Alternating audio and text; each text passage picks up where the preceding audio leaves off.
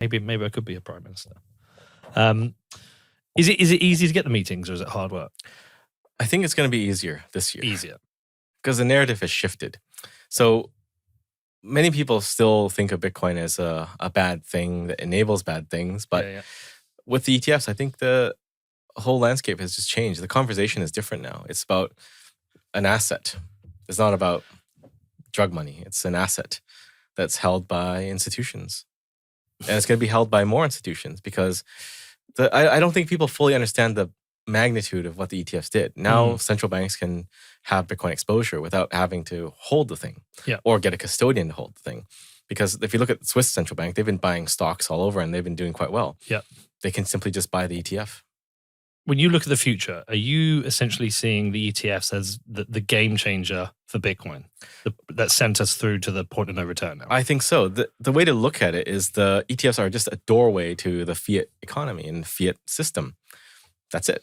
Don't think too much of it. Don't hate it because it's custodied at something and they're maybe like Coinbase or whatever. But just treat that doorway as a good thing and let the market do its thing.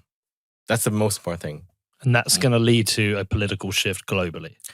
Well, it'll lead to number go up, which will lead to a political shift.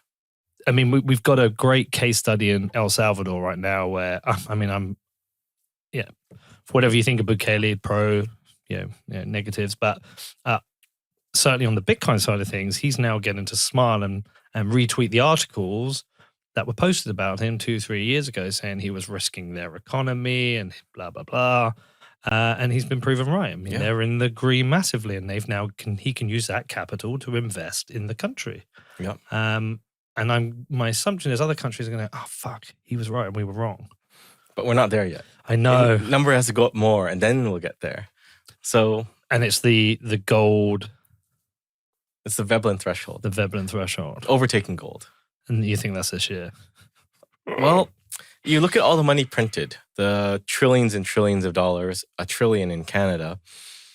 How can it not go up? If you think of Bitcoin, it's just a measuring stick with 21 million units on it. The reason why the number has to go up in fiat is because this thing is static. And you printed a lot more of those numbers, so it's got to reconcile to this somehow. I want to see this Argentina, this Egypt chart. That's why we actually need Danny here. All right, okay, Egypt. I don't have the Egypt chart, but I have Argentina and peso chart. Here's a peso to dollar, Argentinian peso to dollar. It's trending to zero. Jesus. Have you been out there? Yeah. I was actually supposed to meet Milei before he was president. Right. Yeah. I mean, he's doing interesting. Hasn't he cut their deficit? Yeah. From like 1.2 trillion to a surplus now. He's making a difference. Doing the same thing you're going to do for Bedford. Mate, the problem we have is you have very little actual control. Yeah, there you go. Mm-hmm. Wow, look at that. Oh my God, this is over the space of a month. So from a month, it's gone from about 1.5 million Egyptian pounds to 2 million Egyptian pounds 2 days ago. And that's 3.5 million. Yeah. Wow. It went up 1.4 million in a day.